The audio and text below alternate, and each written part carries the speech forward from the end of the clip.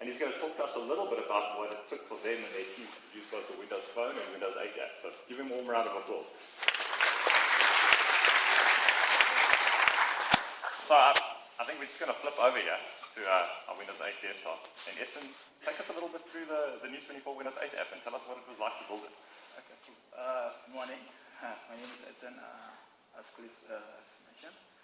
I'm a developer for 24.com, and today I'm going to tell you guys a little bit of what we went through when we did both the News24 app for Windows Phone 7 and Windows 8. Both apps share the same architecture under the hood, in the sense that they both consume RESTful, they get data from a RESTful service. It's a JSON formatted data, and they're both designed for mobility in mind, in the sense that they should work both without data, without connectivity on the go, and with and offline, right? Yes, and offline. So we built the Windows Phone 7 a year ago, and the Windows 8 app 3 months ago.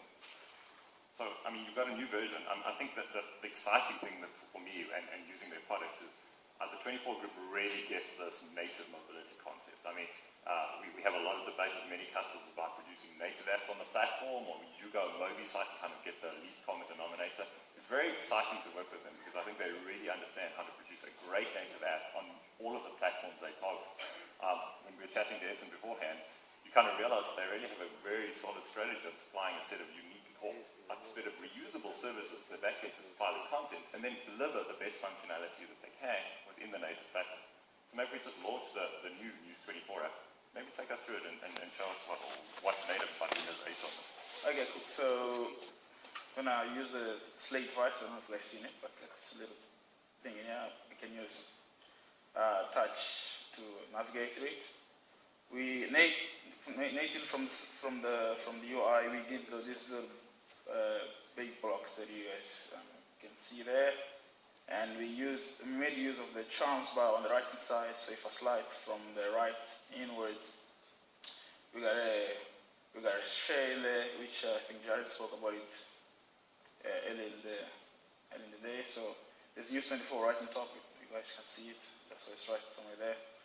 And then if I search for Cape Town, can I type it? Yeah, okay.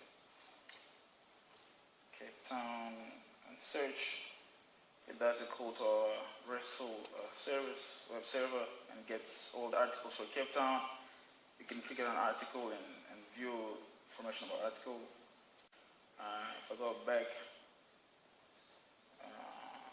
open an article, you can pinch down and put in a snap view to design changes, and I can slide from the bottom up, bottom down, and go back to the home page. The design also changes. You can navigate to articles and then close the app. And there's a tile for the app in there. Tap down and turn on live tiles where we start pulling data into the tile without having to open the app. Yeah, it's a really great implementation. I think it uses many of the features. And you guys have a plan to start implementing even more. So again, speaking to that discussion we had at the beginning, they released the version 1, we're showing you their version 2 here. And I mean, you're going to maybe do some of the semantic Zoom stuff in the next version. That's the thinking, right? You guys have incremental delivery, adding functions and features all the time. Yes, that's true. When we did the app, we did a scrum of 2 developers and 1 designer. We decided to do 1 sprint of 2 weeks and just go with a vanilla sort of version of the app. And then in 2 weeks' time, we sat down, we decided these are only the things that I would like the first version to have, go through it, do it. At the end of 2 weeks, we sent the app to Microsoft, give us some feedback, and then which it took another week to implement that stuff. Most of the features that I asked to implement, we didn't do it, we just put them on the backlog. Yeah. And that's semantic zoom, a more better implementation of the tiles, a more support for different resolutions, comments, and sort of other things. And yeah, that's what we're going to do.